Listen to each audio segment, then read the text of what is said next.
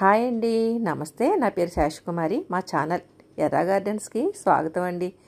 ఈరోజు హార్వెస్ట్ చేసిన కాయగూరలు, ఆకుకూరలు, పూలు, పళ్ళు మొత్తం అన్నీనండి. ఇక్కడ ఆనపకాయ, డ్రాగన్ ఫ్రూటు మొక్క పాకించిన ఆ టైరు ఆ ఏరియా ఉంది కదండి, దానికి అల్లుకుపోయి అక్కడ కాస్తుంది చూడండి. ఇక్కడ మేమంతా పందిరి ఇవన్నీ సెట్ చేసాం. ఆ పందిరి అన్నీ వదిలేసి ఆ మూలకెళ్ళి కాస్తుందండి ఈ డ్రాగన్ ఫ్రూటు పందిరి దగ్గర. అది కోసేసి పక్కన పెట్టండి. ఇక్కడ తోటకూర, జామ మొక్క వేసిన ప్లేస్లోనండి ఎంత చక్కగా వచ్చిందో చూడండి, ఎంత బలంగా పెరుగుతుందో, ఒక్కొక్క ఆకు ఎంత హెల్తీగా ఉందో. మొదలు కూడా చూసారా ఎంత లావుగా తయారైందో. ఈ కాడలో మనం చక్కగా పాలు పోసి వండుకున్నా చాలా టేస్ట్గా ఉంటాయండి. ఈ కూర కూడా చక్కగా వెంటనే ఉడికిపోతుంది, ఎందుకంటే ఇంత పెద్ద పెద్ద ఆకులతోటి నవనవలాడుతూ ఉంది కదండి తాజా తోటకూర. అందులోనూ ఎటువంటి కెమికల్స్ వాడకుండా సేంద్రియంగా పండించింది కదండి. టేస్ట్ కూడా చాలా బాగుంటుంది. మొత్తం తీసేయట్లేదండి, ఆ తోటకూర కాడల్లో బాగా పెద్దగా ఎదిగినవి మాత్రం తీస్తున్నాం. ఎందుకంటే ఇంకా చిన్న చిన్న మొక్కలు కూడా ఉన్నాయి కదండి, అవన్నీ అప్పుడే లాగేయడం ఎందుకు అని చెప్పేసి ఇంకా అలా వదిలేసాం అనమాట. ఇవి జస్ట్ మనం తోటకూర ఒకసారి మన గార్డెన్లో వేసుకున్నాం అనుకోండి, కొంచెం ఆ పూత అవి వచ్చేసిన మొక్కలు వదిలేసామంటే మళ్ళీ ఆ పూలు చక్కగా విత్తనాల కింద మారిపోవడం, మళ్ళీ అవే ఏదో ఒక మూల పడి లేచి వస్తూనే ఉంటాయండి. మనం పని కట్టుకుని వేస్తే సరిగ్గా రాదు, కానీ తోటకూర దాని అంతటా అది పడి లేచింది అనుకోండి, ఇదిగోండి బలంగా చక్కగా మంచి హెల్తీగా పెరుగుతుందండి. తోటకూరలో 2-3 రకాలు ఉన్నాయండి మా గార్డెన్లోను. ఎర్ర తోటకూర, ఇలాగ పాల తోటకూర, అలాగే కొయ్య తోటకూర. ఇవన్నీ కూడా మేము ఒకసారి విత్తనాలు వేసి వదిలేసామండి, అక్కడి నుంచి అలా అవి నాటుకుంటూ వస్తూనే ఉంటున్నాయి. ప్రొద్దుటే ఫస్ట్ ఇలా సెకండ్ ఫ్లోర్కి వచ్చామండి. వచ్చి ఇలా కొద్దిగా తోటకూర, అలాగే వంకాయలు, ఆనపకాయ, ప్యాషన్ ఫ్రూట్స్ ఇదిగోండి కింద గ్రౌండ్లో వేసిన మొక్క. మేము వేయలేదులేండి, అది అదే పడిలేచి వచ్చింది. ఆ మొక్కని ఇలా సెకండ్ ఫ్లోర్ వరకు తీసుకొచ్చామండి. మేము ఎంత చిగుర్లు తుంచేస్తున్నా ఏదో ఒక మూల పువ్వు ఉండిపోయి ఇలాగా పళ్ళు రెడీ అయిపోతున్నాయండి. ఆ పళ్ళు వస్తే సరిగ్గా మొక్క పెరగదు కదా అని చెప్పి మా బాధ. ఇది మాత్రం అలాగే పెరిగిపోతుందండి. ఇక తోటకూర ఇక్కడే నేను బాగు చేసేసానండి, ఎందుకంటే ఈ మట్టి ఇవన్నీ ఉంటాయి కదండి, అదేదో ఇక్కడే బాగు చేసేస్తే ఆ వేర్లు ఇవన్నీ ఇక్కడే మనం వేరే ఏదైనా మొక్క మొదళ్ళ దగ్గర వేసేస్తే అవి చక్కగా కంపోస్ట్ కింద మారిపోతాయి కదా. ఇక్కడ చూసారా కొంత కొంత అక్కడక్కడ పూలు వచ్చినాయి. ఆ పూలు అలాగే కొంచెం ఈ మనం వేరు దగ్గర తీసేసిన ప్లేస్లో కొంచెం పెడుసుగా ఉంటుంది కదండి, అది కూడా తీసేయాలి కదా. ఇవన్నీ కూడా నేనేం చేస్తానో ఏంటి అనేది ఈ వీడియో చివరి వరకు చూస్తే మీకు తెలుస్తుందండి. మామూలుగా అయితే మనం తోటకూర కొంచెం వేరు పైన కొద్దిగా కాండం ఉంచి కట్ చేసేసుకున్నాం అనుకోండి, మళ్ళీ చక్కగా చిగుళ్ళు అవి వస్తాయి. కాకపోతే చూసారు కదా ఆ జామ మొక్క చుట్టూ చాలా ఉన్నాయి మొక్కలు తోటకూరవి, అందుకని చెప్పేసి నేను లాగేశాను అనమాట. ఈ లాగేసిన ఈ వేర్లు కొంచెం మొదల దగ్గర ఇదంతా కూడా మనకి మట్టి సారవంతం చేయడం కోసం, కంపోస్ట్ కింద మారటం కోసం ఈ మొక్కల దగ్గరే వదిలేశానండి. కొంచెం ఇదంతా గుబురుగా ఉంది కదండి, ఆ గుబురులో ఇది కూడా ఈజీగానే కంపోస్ట్ కింద మారిపోతుంది.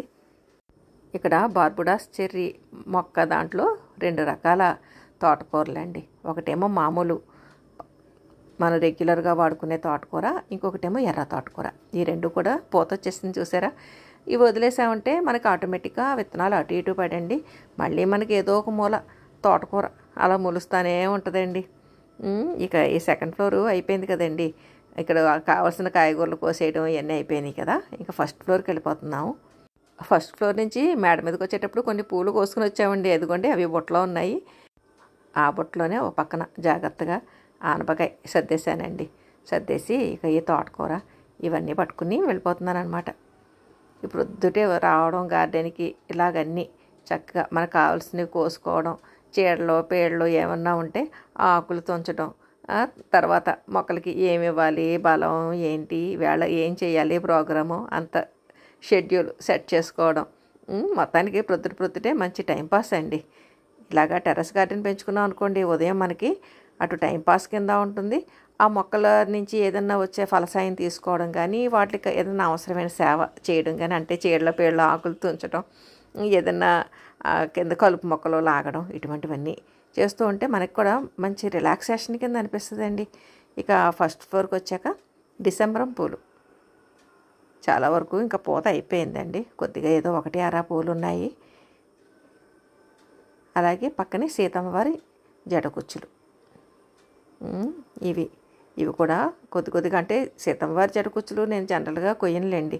ఎందుకంటే అవి అలాగ చెట్టునే చాలా కాలం నిండుగా కనిపిస్తూ ఉంటాయి కదండి. అందుకని అలా వదిలేస్తాను. ప్లస్ విత్తనాలు కూడా వస్తాయి కదండి, అవి ఎవరికైనా ఇవ్వచ్చు అన్నట్టుగా ఉంచేస్తూ ఉంటాను అనమాట. ఆ వెనకాల వైజయంతిమాల మొక్క అండి, దాని పక్కనే ఈ డిసెంబరాలు కూడా కొద్దిగా కోసాను. పర్పుల్ డిసెంబర్ అండి. ఇక్కడ కనకాంబరాలు కూడా కొద్దిగా కోస్తున్నానండి. గార్డెన్లో రకరకాల కాయగూర మొక్కలు, పళ్ళ మొక్కలు, వాటితో పాటు పూల మొక్కలు కూడా కొద్దిగా ఉన్నాయనుకోండి, చక్కగా మనకి కంటికి ఆహ్లాదకరంగా కనిపిస్తాయి. పాలినేషన్కి కూడా ఇబ్బంది లేకుండా ఉంటుంది కదండి. అందుకని రంగురంగుల పూలు ఉండేలాగా మన గార్డెన్లో మొక్కలు పెట్టుకున్నాం అనుకోండి, మనకు కూడా కలర్ఫుల్గా కనిపిస్తూ ఉంటుందండి గార్డెన్, కంటికి ఆహ్లాదకరంగా. ఇక్కడ సంపెంగలు ఉన్నాయండి, కొద్దిగానే ఉన్నాయి, ఎక్కువ లేవు. అవి కూడా కోస్తున్నాను. నాకు అన్నిటికంటే బోగన్విల్లాలు బెస్ట్ అనిపిస్తుందండి. ఎప్పుడూ చక్కగా విరబూస్తూనే ఉంటాయి. ఇక్కడ కొద్దిగా బూతు జోలోక్య కాయలు, ఇంకెప్పుడు ఏవేం కొయ్యట్లేదు. ఇక కిందకి వెళ్ళిపోతున్నానండి. చూసారా, సువర్ణ గన్నేరు చక్కగా విరబూసినాయి. అలాగే ఇటు మందారాలు, కొద్దిగా మందారాలు, సువర్ణ గన్నేరు కూడా కోసుకుంటానండి. ఎందుకంటే ఈ సువర్ణ గన్నేరు బయట ఉంటుందండి, ఈ పైకి వచ్చిన కొమ్మల పూలే మాకు మిగులుతాయి. ఆ కింద అందేవన్నీ కూడా అందరూ కోసుకెళ్ళిపోతారండి. గుత్తిపూలు, నూరు వరహాలు, చీడలు పీడలు ఇటువంటి ఇబ్బందులు ఏం లేకుండా అండి ఈ గుత్తిపూల మొక్కలు ఏ కలర్ వేసుకున్నా సరే నిండుగా విరబూస్తూ ఉంటాయండి. నాకైతే మెయింటెనెన్స్ చాలా సులువు అనిపిస్తుంది అండి. ఆ బోగన్విల్లాలు ఒకటి, ఈ గుత్తిపూలు ఒకటి, ఇవన్నీని.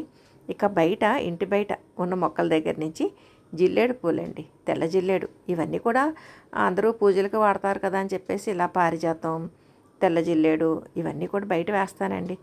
పారిజాతం పూలు ఏరదామని చూస్తే ఒక్క పువ్వు కూడా లేదండి, అందరూ తీసుకెళ్ళిపోయారు. లోపల వైపుకి కూడా కొద్దిగా 1-2 పూలు పడుతూ ఉంటాయండి. ఇక్కడ కూడా కనకాంబరాలు ఉన్నాయి, ఇవి కూడా కొద్దిగా కోసాను.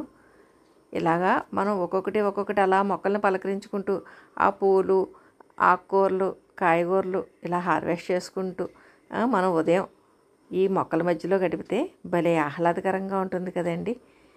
ఇక్కడ ఇటువైపు మందార మొక్కలు ఉన్నాయండి. ఇది మిరప మందార. ఇది పూర్తిగా విచ్చుకోకుండా బుట్టలా ఉండి భలే తమాషాగా ఉంటుందండి. పూలు కూడా ఎక్కువ పోస్తుందండి. కంపారిటివ్గా మామూలు మొక్కల కంటే ఈ మిరప మందార పూలు ఎక్కువ పోస్తుందండి. ఇదిగోండి, మొత్తానికి ఈవేళ మా గార్డెన్ నుంచి కలెక్ట్ చేసిన రకరకాల పూలు, అలాగే ఆకుకూరలు, కాయగూరలు, పళ్ళల్లో అంటే ప్యాషన్ ఫ్రూట్స్, కాకరకాయలు, పచ్చిమిర్చి ఇవన్నీనండి. తోటకూర పూలు, అలాగే ముదరగా ఉన్న చోట ఆ కాండం దగ్గర పీచు తీస్తాం కదండి, ఆ పీచు నేను ఏం చేస్తానో లాస్ట్లో చూద్దరుగానే అన్నాను కదండి. ఇదిగో చూడండి, అదంతా కూడా జాగ్రత్తగా తీసి పక్కకు పెట్టేశానండి. ఆ పూత అది ఉంటుంది కదా, ఆ పూత అది తీసేస్తాం కదండి, ఆ పూత, పీచు, ఇవి 2 ఏం చేస్తాను అనుకుంటున్నారు? వీటి కోసం కూడా ఉంటారండి కాసు కూర్చుని, అవి ఎప్పుడు వేస్తారా తిందామన్నట్టు. ఇదిగోండి మా చిరు రోజాలు, వాటికి వేయడం కోసం నేను ఆ తోటకూర బాగు చేసినప్పుడు కొద్దిగా ఆకులు కూడా ఉండేలాగా వదిలేశానండి. ఎందుకంటే ఆ ఆకులు, పూలు, ఈ పీచు ఇవన్నీ కూడా చాలా ఇష్టంగా తింటాయండి ఇవి. ఎందుకంటే మనం వదిలేసామంటే కోళ్ళు మన మొక్కలు మెరకల్చవు కదండి, ఆకులు ఇవన్నీ పీకు తినేస్తూ ఉంటాయి కదా. అందుకని చెప్పేసి ఎప్పుడన్నా ఆకుకూర బాగు చేసినప్పుడు కొత్తిమీర, తోటకూర ఇటువంటివి వాటికి ఉండేలాగా కొంచెం కొంచెం వేసేస్తూ ఉంటాం అనమాట. ఎంత ఇష్టంగా తినేస్తున్నాయో చూడండి, పీక్కుంటూ లాక్కుంటూ.